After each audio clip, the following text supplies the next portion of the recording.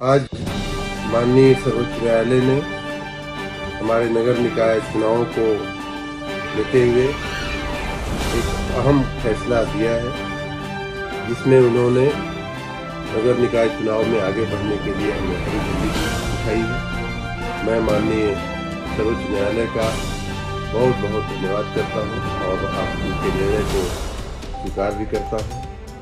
उत्तर प्रदेश सरकार माननीय मुख्यमंत्री श्री योगी आदित्यनाथ जी के नेतृत्व में हमारे संविधान में, हमारे कानून में जो व्यवस्था है, उस व्यवस्था के तहत ओबीसी सहित सभी वर्गों का आरक्षण सुनिश्चित करते हुए माननीय सर्वोच्च न्यायालय की भावना के अनुसार, मंशा के अनुसार जो उनके निर्देश हैं, उस प्रकार चुनाव कराने की दिशा में आगे बढ़े।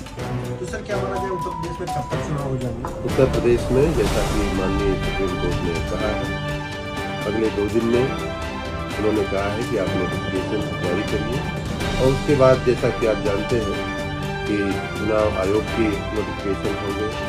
पहले आरक्षण का नोटिफिकेशन होगा, उसके बाद चुनाव आयोग का नोटिफिकेशन होगा।